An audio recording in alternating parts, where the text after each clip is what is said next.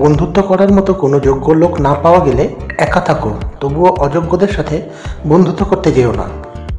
সমাজে বেঁচে থাকতে গেলে আমাদের বিভিন্ন মাধ্যমে বিভিন্ন রকম বন্ধুত্ব আমরা পাই বা হয়ে থাকে। তাতে কি সত্যি আমাদের দোষ থাকে? আমরা তো কপাল দোষে অনেকেই অনেক রকম খারাপ বন্ধুদের সঙ্গেও আমাদের যোগাযোগ হয়ে যায় কিছু কিছু সময়। তাতে আমাদের কতটা দোষ বা আমাদের কতটা গুণ? নমস্কার, আমি ডক্টর আচার্য সুলি শাস্ত্রী। আজকের এই ভিডিওর মাধ্যমে আমি আপনাদের সকলকে জানাতে চলেছি কুষ্ঠিতে বা আমাদের হরোস্কোপে কী এমন বিষয় থাকলে বা কী এমন কম্বিনেশন থাকলে আমরা ভালো বন্ধুত্ব পেয়ে থাকি জীবনে।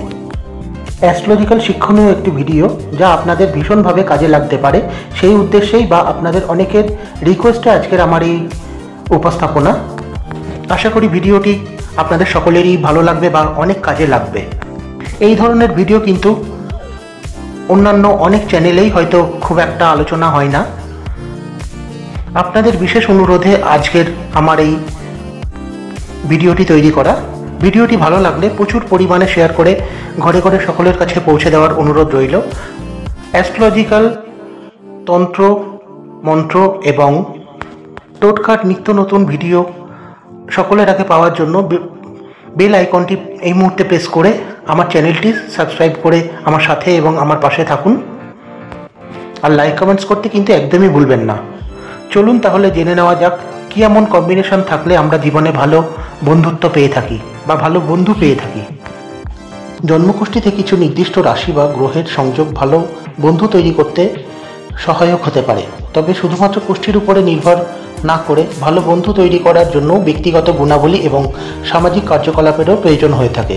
জন্মকুষ্ঠিতে ভালো বন্ধু লাভের জন্য কিছু সম্ভাব্য রাশি বা গ্রহের সংযোগ অবশ্যই থাকা দরকার, যার প্রথমটি হলো একাদশ ঘর।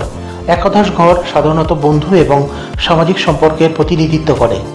এখানে যদি কিছু শুভ গ্রহ যেমন বৃহস্পতি, শুক্র, চন্দ্র বা অন্য গ্রহের সংযোগ থাকে, তবে ভালো বন্ধু সহজে পাওয়া যেতে পারে। পরবর্তী ঘরটি হলো নবম ঘর। নবম ঘর ভাগ্যের প্রতিনিধিত্ব করে।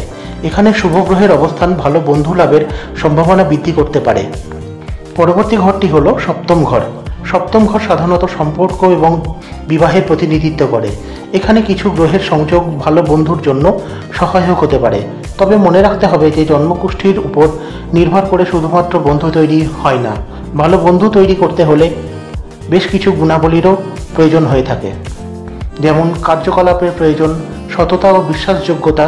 ভালো বন্ধুত্বের জন্য পারস্পরিক বিশ্বাস ও সততা অত্যন্ত জরুরি। সহানুভূতি ও বোঝাপড়া।